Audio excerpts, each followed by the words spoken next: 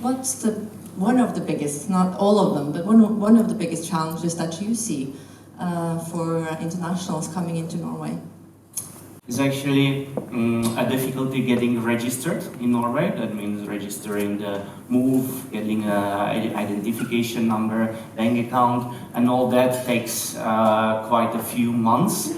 And it is one of the obstacles that actually affects the perception of Norway and how welcoming is it for internationals coming to Norway. And did you discover something new? Was it something that you saw that you didn't expect from the survey you made? It was interesting to look at the data when it comes how long it does take open the actual bank account. So from the results, about 50% of respondents said that they opened a bank account with the DNB, but actually more than 35% it took more than 3 months to open a bank account. And that means, again, it has been said, it takes several months until you can get payment into your bank account, or you are depending on other countries. And I think Norway, as a modern and developed country, this is a critical fail when it comes to the beginning of your relocation to Norway. I mean, I often joke that, like, you're not coming to Norway unless you fall in love with a Norwegian. I'm sorry to say. Thankfully, you're all very good looking. That's very easy to do. But like, when the foreigners come here to Norway, please don't ask them this question, why Norway? It actually makes us feel very unwelcome. You often follow up and say, and do you plan to stay? But it's just about being realistic. Can I actually be an entrepreneur, an investor, launch platforms, support the ecosystem, build stuff? Or do I go sit down on a classroom and I don't have the brain to do that? And before Norwegian, I also moved to many countries and I learned actually 6 languages. So now I feel like in my life, maybe I want to stop learning languages and I want to do something else with my time, as simple as that. Many times in the professional setup I was asked, so can we do it in Norwegian? I'm like, I can, but my level is my kid's level, 4-year-old, okay? I would rather you speak very well English. We can be very quick in English, so let's just do it in English. And then it comes back, it comes back, it comes back. You know I'm not hard, or you're not teaming up with me because of my language. You're teaming up with me because what I can bring to the table, which maybe you haven't found somewhere else. So maybe include me and just accept me the way I am. You speak English, I speak English, let's move on. This might sound stupid, but it makes a big difference. And in the end, I work with less and less with Norwegians just because of that. We understand every type of bad English ever spoken. So you can actually speak poor English and we know exactly what you're saying. So like, have a little more confidence. That's not the same in Norwegian. If you're a little bit off, no one knows what you're talking about. So bad English we know. And I'm from California, I've heard every form of bad English. Is it something that everyone can do that will support internationals coming here? I'm sure that people here are either on internationals or working with someone. What can I do? Where are your clients? Are you planning on going abroad? Are you planning on getting VC money from the US? Then practice now. Don't wait, don't keep it into your comfort zone, speaking Norwegian, pitching to me Norwegian. Already start practicing. Sometimes we think about attracting talent and moving to Norway is a process from like A to B. We move to the country and then we stay there or not. But I think actually nowadays people are traveling a lot and living in different countries at the same time and having homes at the different places at the same time. So in a sense, I think attracting talent is not only employees of Norwegian companies, but it's also founders, investors, it's partners of international researchers, and it's important to think more flexible about how we live and travel and work. I don't know if flexible is in the UDI vocabulary, but sorry. I guess my final sort of rant and point is like, America welcomed a lot of Norwegians. There's over 8 million Norwegians living in America, or Americans with Norwegian descent too. Where's the love back? Now America's kind of becoming a disaster. I think we want to come back, like, make it easier for us. What is the challenges before that when you sort of came here, and what are the challenges right now? You mentioned language. Is there something else that we can... I think it's just language for me. Yeah. I'm finally learning, but it's literally only because I want citizenship. Yeah, I kind of agree too. I think English is a beautiful language, and yeah, I work with startups. I want them to be international. So yeah, I'm doing it by force, not choice. What's the benefit of coming here? Because there must be some opportunities, hopefully, as well. Yeah, because I mean, I have answered that question, why Norway, 1,000 times, and like the real true answer is like quality of life. Like I got really burnt out in America. Like I shouldn't have this much gray.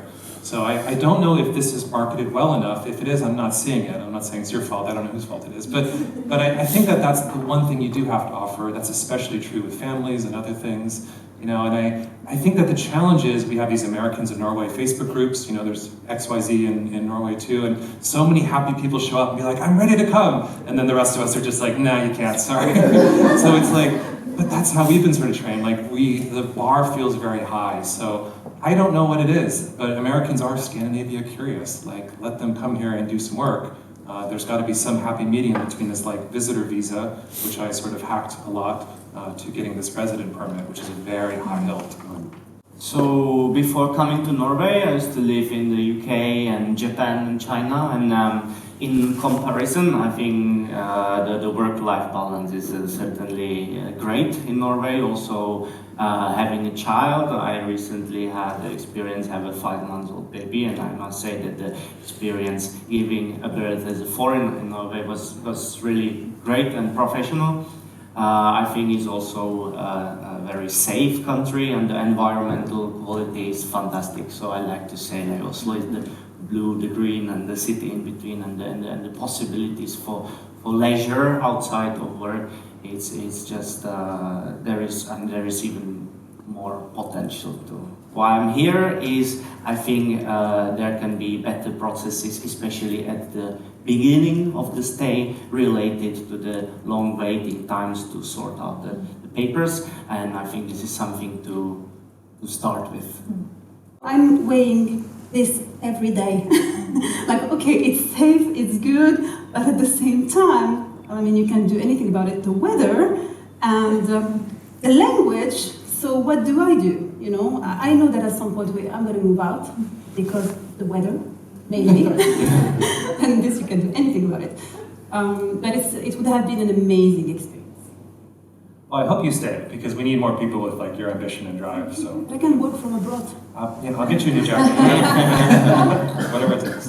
What would be your one recommendation or tip to the audience here today, or people listening in? If you have international clients, if you have international ambitions, just make it an English-speaking company. Don't ask for meetings in Norwegian. I had that many times.